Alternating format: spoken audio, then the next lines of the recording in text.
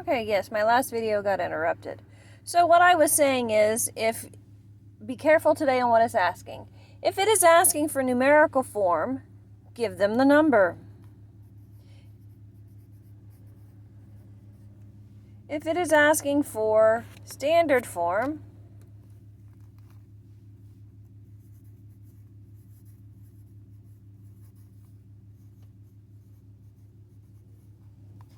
guess what? You give them the number. All right. So let's use an example. It's just easier to write here if I turn my paper a little bit. So if we have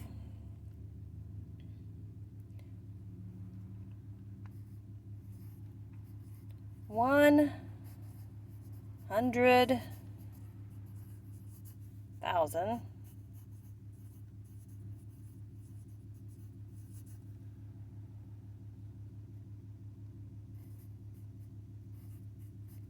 56 and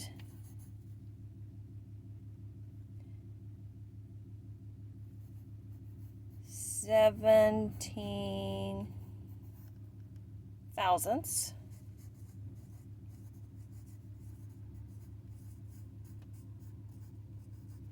And it asks for it in numerical form, we're going to give them the number. If it asks for it in standard form, we're going to give them the number. And sometimes I really think it's easier to make a place value chart. But if you don't, then make sure when you read it, you are reading it correctly. 100,000. So you need to make it into the 100,000s. That is larger than we have used previously. So let's take that.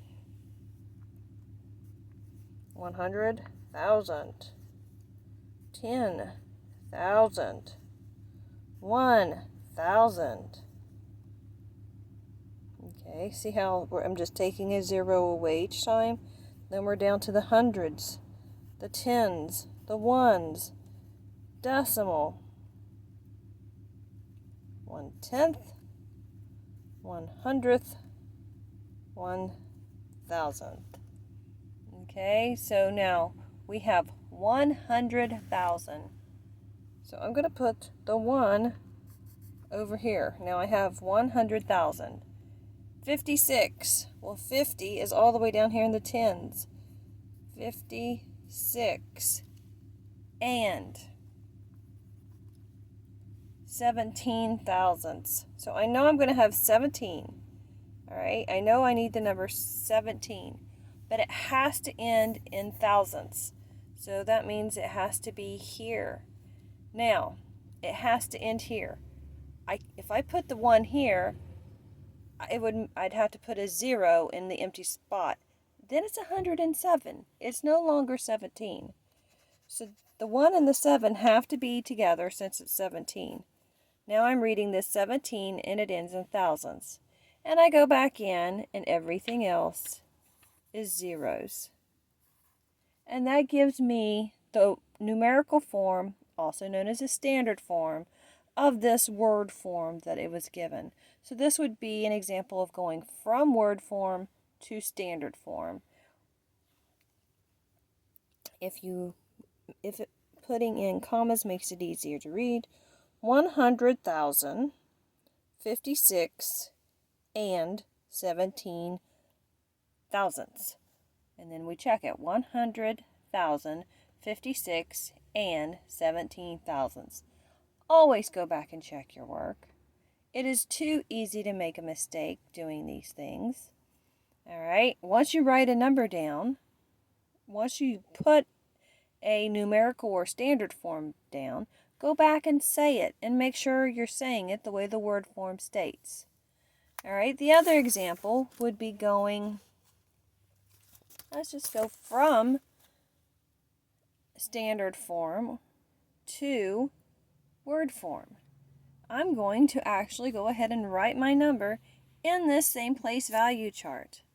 So if you're given a number, you can transfer it over to a chart to help you put it into word form.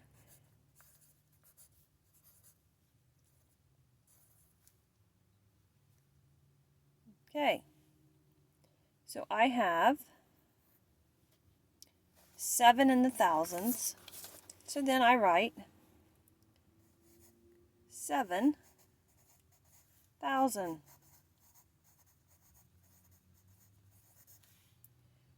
Right here we have 678. So I write 600, and I would write it on out my paper, but as you can tell, I'm running out of camera site, so I can't use my full paper. 678, and my decimal is always and then that's just the number 6.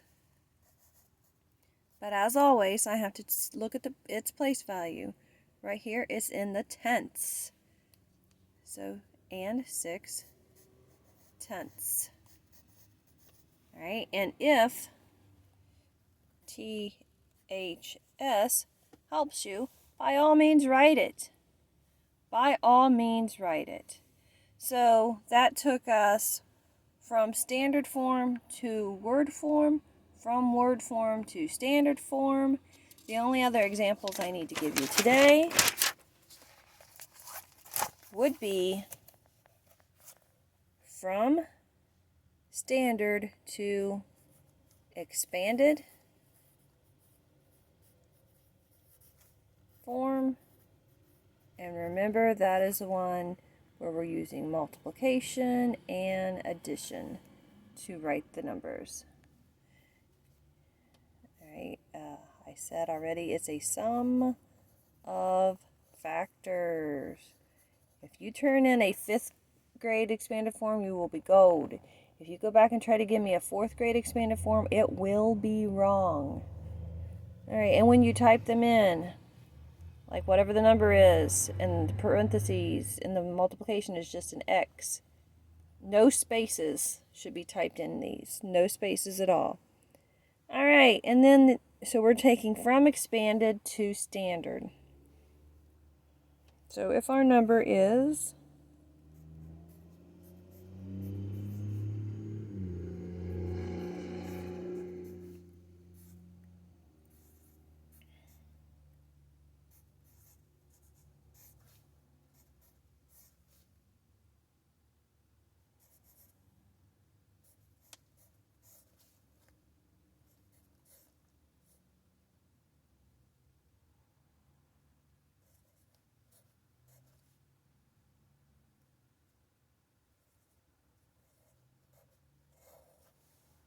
okay, we have a 7, a 6, a 3, and a 6.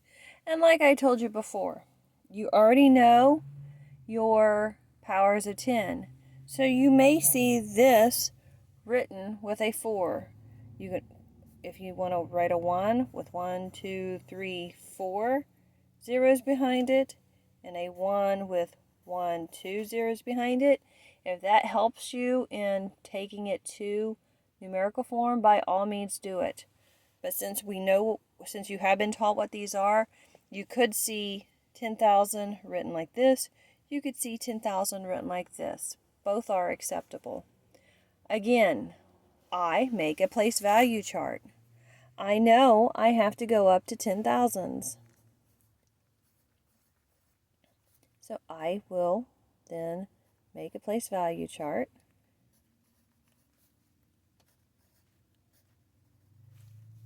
And on this, it is in decimal form. So I'm going to go ahead and make mine in decimal form. And it only goes to 0.01, which is 100th. So that's how far I'm taking it. And I just take each number 7 times 10,000. So I'm going to put the 7 over here in the 10,000s. 6 times 100. I'm going to take the 6 and put it in the hundreds. 3 times 1. Right? 3 times 1. I'm going to put a 3 in the ones. And then I have another 6 here. 6 times 100th. So I'm going to put a 6 here. Every empty column should have a 0 in it. And the decimal is not really in a column, it's on a line, it's right in the middle, and I bring it down, and that is how I would write it in standard form. 70,603 and 6/100. Now, if you were ever given expanded form and asked to take it to word form, you would want to take it to standard first. That way you could see the number you're dealing with. All right, let's take one and work it in reverse. Anytime I have a number and I'm wanting to put it into expanded form, just copy the number in a place value chart. If you make one to begin with, you can use these columns for as many numbers as you can fill in. So let's say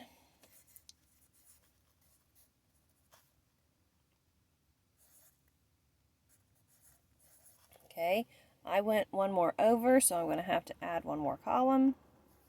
Not exactly hard to do. Since I'm using lined paper, I can just add it.